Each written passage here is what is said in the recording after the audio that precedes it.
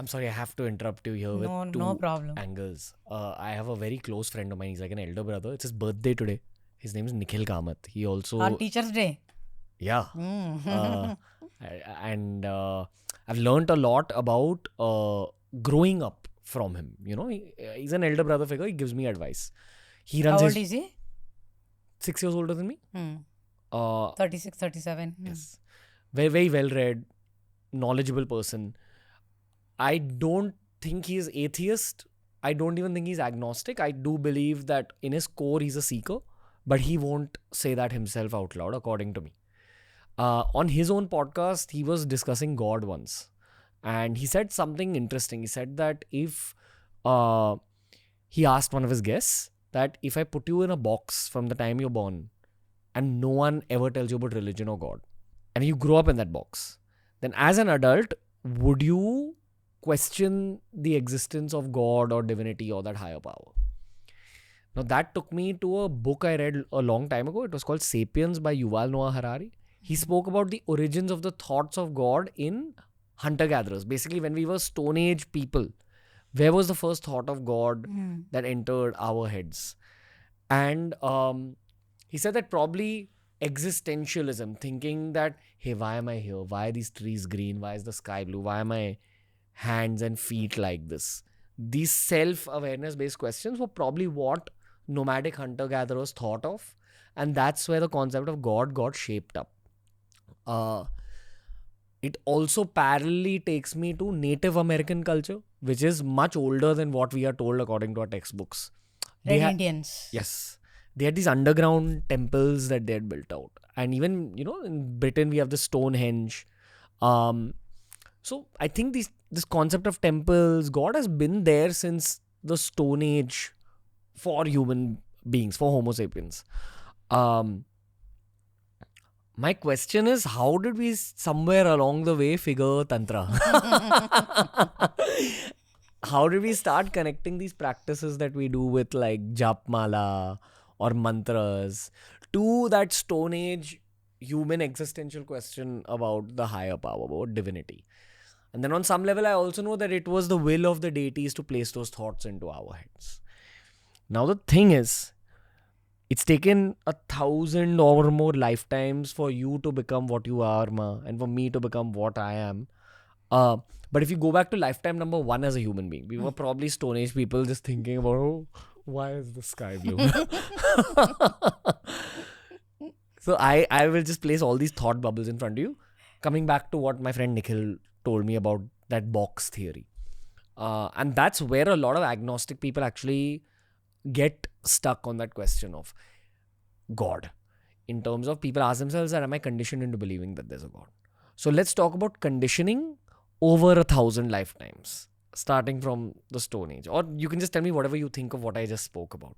So there's no solid question here. It's just a discussion. 30, 40 years I have contemplated on this. Shri Vidya has such beautiful answers for all this. It's such a beautiful science. Spiritual science. You're also talking about conditioning, right? I'm not going to talk about Shri Vidya. Okay.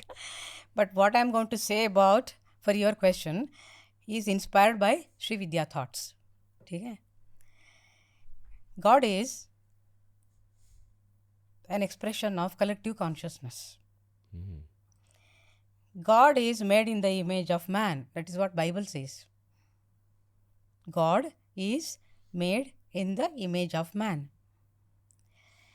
If you come to our way of, understanding God and all that, we have thousands of gods and all that. Let's not complicate that. We say God is an expression of collective consciousness. For example, I am a Devi Upasaka. As you said, if you are put in a box and then you grow up into adulthood.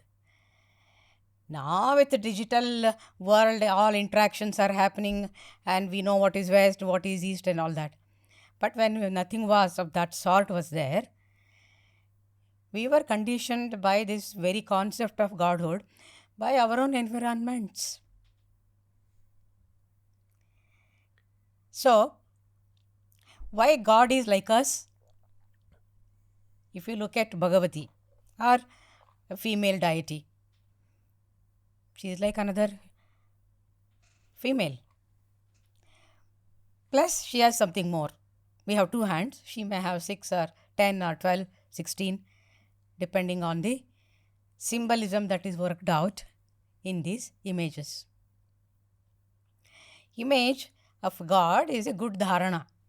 Dharana means focus or concentration in simple terms.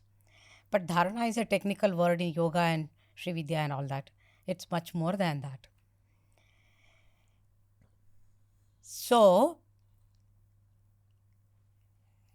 this very concept of God is a mental manifestation. When I say this, I am not denying the extraordinary powers of divinity. This is how I am trying to perceive God in the human form.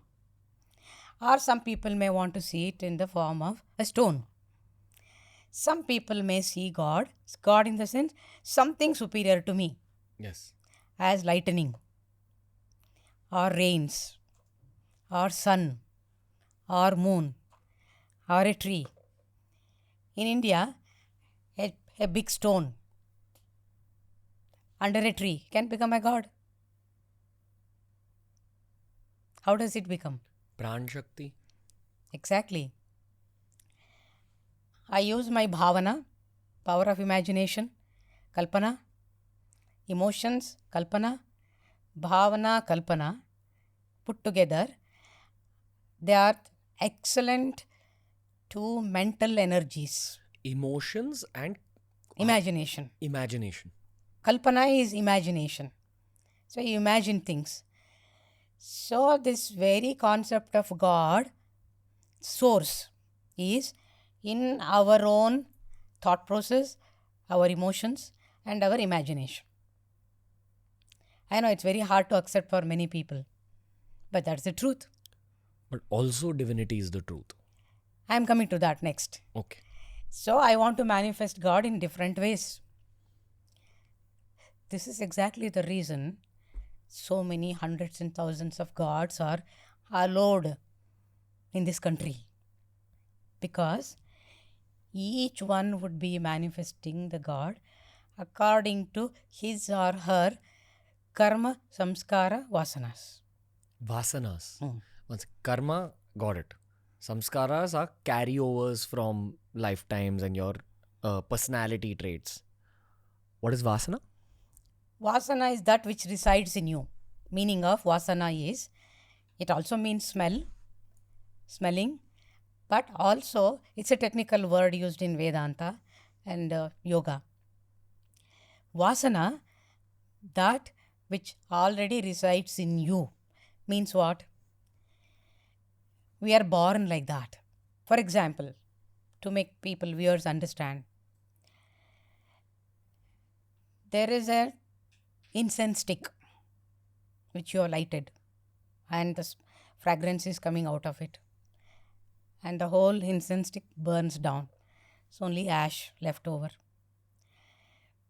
and it's no longer burning, but still the fragrance is in the environment. This fragrance, after the action is over, that fragrance which still resides in this room can be compared to a vasana. You know what I'm visualizing? Gut bacteria. Like in your gut, there's multiple different microorganisms, and that's an outcome of what you eat. So if you go to America and have food that's grown there, your gut bacteria will slightly get altered. And I know I'm boiling down vasana, which is probably a much higher level thought, down to food. No, it's not No? vasana. See, our mind is structured in such a way that there are 3 layers. And they are called Jagrata, Swapna, Sushupti. To simplify, unconscious mind, subconscious mind, and conscious mind. There is so much of interaction taking place among these 3 layers of the mind. There are memories, there are happy memories, bad memories, and there are so many emotions, thought processes continuously interacting with each other. That's called chitta, storehouse of everything. And in that, This vasana is the bedrock on which all these layers of the mind is residing. So, for example, a child, it doesn't know anything about sex. But as it grows up, when it reaches puberty, naturally the feeling of sex, everything comes from where? Modern science says it is, natural in the body, hormones, ye wo bolte hain. But yoga and spiritual path has another way of saying that these are the vasanas which are already there in you. That is why you are sent here. Instinct? No, it's much more than that. Pre-programming? Yes. Okay. Like how... At the DNA level. Got it. Like how when you have a seed, you put it in the earth, Yeah. comes out, suddenly mangoes come out of that one seed. So, neem fruit cannot come out of a mango tree, right? That Gotcha. connection, nature's law Gotcha. is there. So, these are the vasanas which always govern our external actions. So, will a citizen of Ghana have different vasanas than a citizen of Afghanistan? Vasanas are universal. All human beings. Yes, Got it. they are universal. But according to the environment in which you are brought up or you are born, you pick up lot of samskaras and karmas and all that. That makes a kind of a permutation combination for you to become what your personality is. Okay. Coming back to the overarching conversation, what were these 3 points leading up to? You said that karma, vasana. Karma, samskara, vasanas. Yeah. You know, what was I saying about that? These 3 things determine something. You were... Yeah, about the concept of God. Yes. So, in India, why there are so many gods? How democratic this concept of God is. For each samskara of that person, depending on as an outcome of the environment and the interactions with life, what he has already received as an image of his own self, according to that, he would choose the God. Gotcha. Understood. For a villager, a rustic who has not seen the world, who is not educated, but he has the same emotions, same thoughts. Thoughts, emotions, and samskaras, vasanas are universal. So he will be appealed. He gets appealed by certain kind of God. The appearance wise and all that. So in Karnataka, in the local sense, there are so many deities in the villages. In every state it is there. And only certain set of people get attracted to that God. And they go there with total trust and belief in that. And it works for them. So, every God is not made for everybody. Because we ourselves have created it from the mental image of it. Now, God is, according to Shri Vidya also, without name and without form. Name and form. Nama Rupa. Bhagavati is addressed as Nama Rupa Vivarjitayai Namaha in Lalita Sahasranama. She doesn't have a name. She doesn't have form. But we see both. We call her with so many. Sahasranama means 1000 names. And we see different forms of Bhagavati. I'm talking about just one God. Like that, thousands of God, thousands of forms, thousands of names, perhaps millions. Is it really needed? Yes, it is needed. Because it's ultimately doesn't matter how many gods are there. There's no reason to rationing it. Ultimately, what matters is what appeals to you so that your purpose of life is served through that God. So our concept of God is very democratic. Gotcha. And Nama and Rupa, we give. And in Bhagavati's Purana, Mahatmya, she says, I don't have name and form, but I take the human form. out of compassion for the scattered mind. This is something very interesting. Scattered mind. If you want to attain the highest of Godhood, then your understanding of Nama and Rupa first gets shattered. I used to ask several questions to my Shri Vidya Guru. Then he used to say, do your sadhana. Keep doing it. Then the day will come when you will see that what Bhagavati, what you had thought of Bhagavati, doesn't remain the same when you go to higher realms of your meditation and practices and all that. And if you look at it, the kind of gods we create, including all gods, is also a mental conditioning. So if you want to see the mother goddess as Nama Rupa Vivarjita, without, devoid of name and form, you have to decondition yourself about that. Does the deconditioning happen through practice? Yes. Right? So you practice and you keep climbing up the knowledge, jnana.